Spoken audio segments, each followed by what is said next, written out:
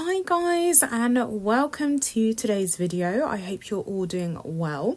For today's case, guys, we are going to be going all the way to Brazil.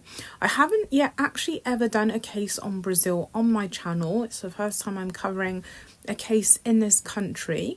But again, this was quite a prolific case, and the perpetrator in today's case had a bit of an unusual background to an extent, so a lot of people were very surprised when this person was arrested. The perpetrator of today's case is called Lorraine Romero, and at the time that this case took place, she was only 19 years old, so technically she was actually still a teenager while also obviously being an adult. But anyway, so let's get into this case. So Lorraine was brought up by her father, Ricardo, and her mother. We don't know her mother's name actually. And she also had a brother called Loruan, I believe, who was a little bit older, maybe a few years older than Lorraine was. So her father, from I don't know how many years before, had a criminal past. He was actually involved in drug trafficking and essentially was the provider of the family. Although her father was involved in this whole kind of criminal underworld, Lorraine actually, didn't have a bad life from the onset. She was going to like a standard, public school. She was doing well at school. She was getting on with everyone. She had friends. She was a child where you wouldn't think, okay, overtly there's problems here, we need to keep an eye on this child. She was actually kind of standard, really. However, things began to change rapidly and took a very fast downward spiral when she was 12 years old, because when she was just 12, Lorraine's father was shot in the head. We believe, well, as far as I can understand, it was linking back to obviously his criminal activities. And at the time, as I said, she was just 12 years old. Her brother was a few years older. Now, obviously, as you can imagine, this was something that was extremely devastating to her, and her behaviour started to change. So at this point, Lorraine took a downward turn, and she decided at the age of 12 that she now wants to lead a different kind of lifestyle, and started frequenting criminals, drug dealers, and immersing herself in that whole kind of world. Now, her mother was still around, but I'm not sure if her mother really realised the extent of what Lorraine was actually doing.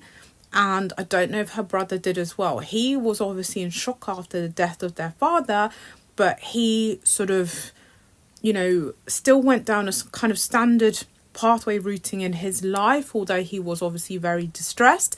She went down the criminal activity pathway, was mixing with all these kind of drug dealers and criminals, and this is where she met her boyfriend Andre Almeida. And I forgot to mention, guys, the family were living in Sao Paulo in an area called Burure, which is a very criminally active area, I want to say, of Sao Paulo, and a very drug-ridden area as well.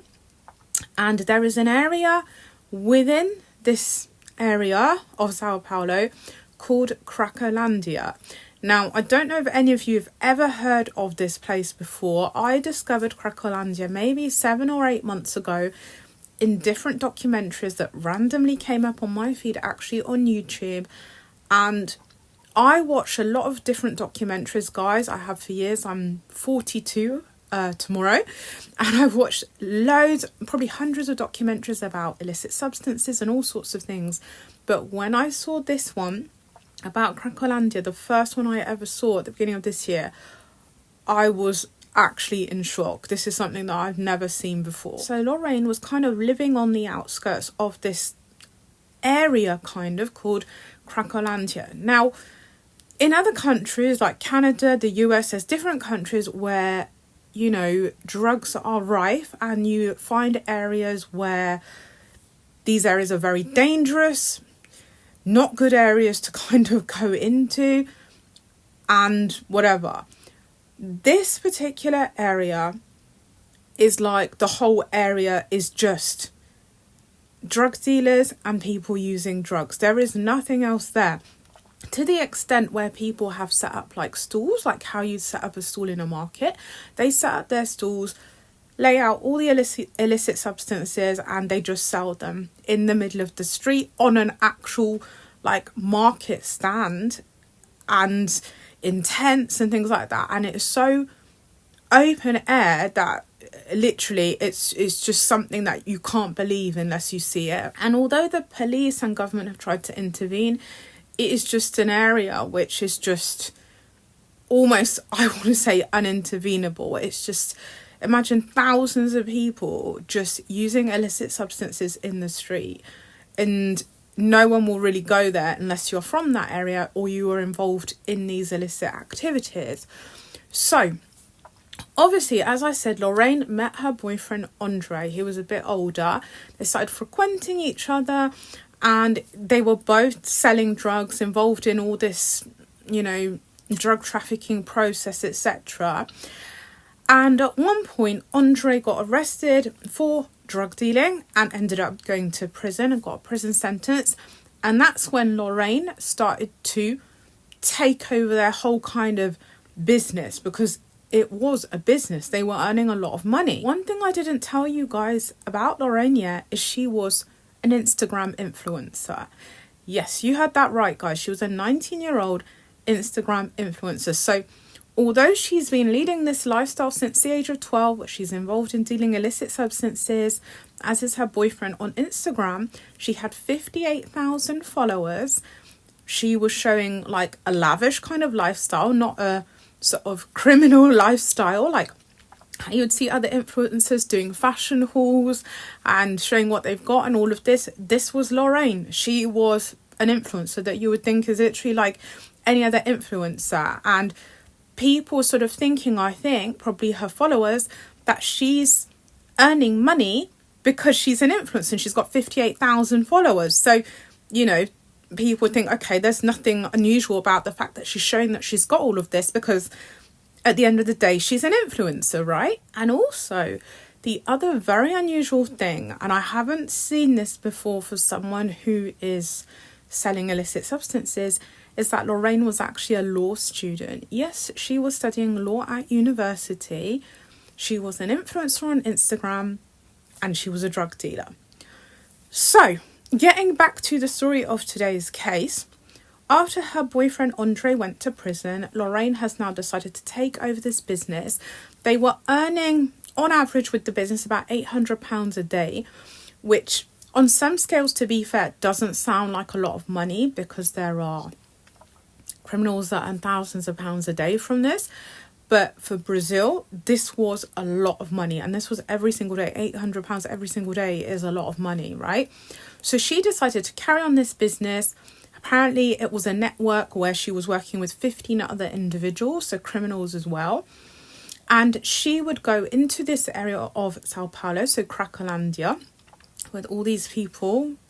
And these people, guys, are off their heads and look like zombies. Like, it is just absolutely horrendous. So honestly, I don't even know how someone who is not involved potentially in that process would even think to go in there ever. Like, it's somewhere that you never ever want to go. So obviously she was selling these substances. So she went in there and she was selling substances in one of these, they call them booths. They're actually like little tents, and people go in the tent and they essentially buy these substances. And what happened, and what Lorraine didn't realise, is that the police had been planning, a whole undercover operation. And for Brazil, this is common that they'll be planning always undercover operations, because there's lots of criminal activity going on generally. So it's not unusual that they'd be planning, a whole operation. So they were planning this undercover investigative operation. Obviously, Lorraine wasn't aware of this. They've now come into Cracolandia, done this drugs bust, and caught Lorraine in one of these little tent booths selling drugs to a client. And when they caught Lorraine, she had cannabis in her bra and she had crack in her knickers, right?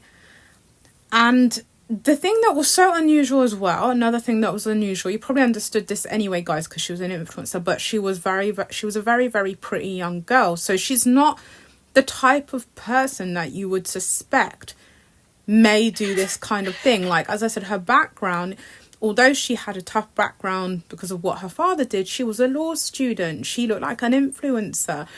It's like, and she was very pretty. You wouldn't expect, oh, this is someone who's running a drug ring, right? So anyway, she now gets arrested by the police. And when she gets arrested, people are taking all these photos, like you've got, you know, press and all of this, taking pictures. And this is when people started discovering, oh my God, she's actually an influencer. Oh my God, she's a law student. And like, what the hell is going on? Like, this doesn't look like someone who's running a drugs ring. And this is where all these sort of, you know, conspiracies and things started to pop up of what is actually the deal with this girl. So anyway, after they've arrested her, they were like, tell us where you are storing your drug stash. And they understood that she's a drug dealer. She was like, no, this is for my own personal consumption, blah, blah, blah. And the police were like, listen, we know that you're part of a drugs ring. We know that you're doing drug dealing.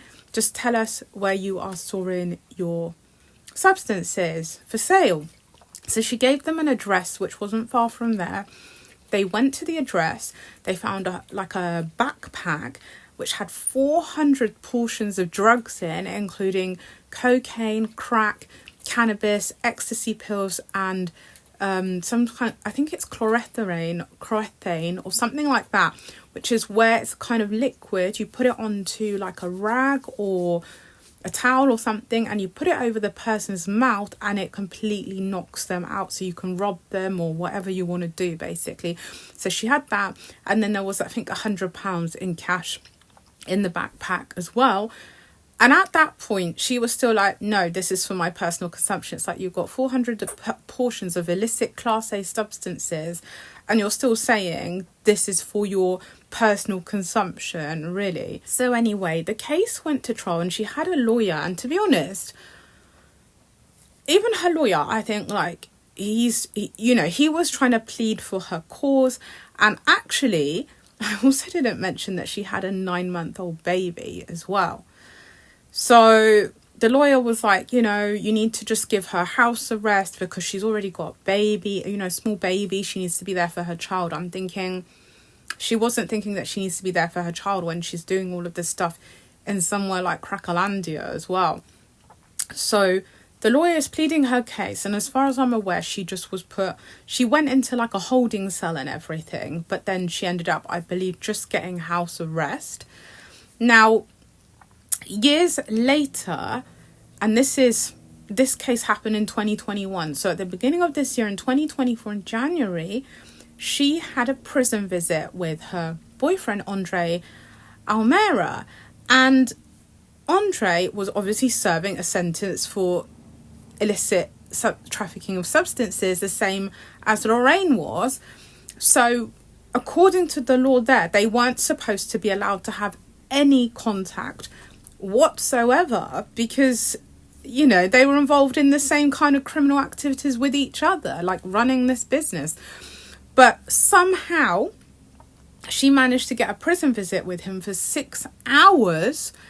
And then this is where this whole case came up in the press again at the beginning of this year, because it was like, oh, this is the influencer from the 2021 case. After this whole case happened, guys, the thing is, this girl, she got even more followers on social media than before this case. She has fans that think she's amazing, and I'm like, she had a 9-month-old child, she's running a drugs ring, she's going into one of the most dangerous areas of Brazil that even probably some criminals wouldn't want to go into. She's pretending to be an influencer, pretending to be she was technically a law student and influencer, if you can call it that, because that was like a cover for what she was obviously doing. But I'm like, how can there be people that aspire to be like this? This is like madness. And that, guys, was the case of Lorraine Romero.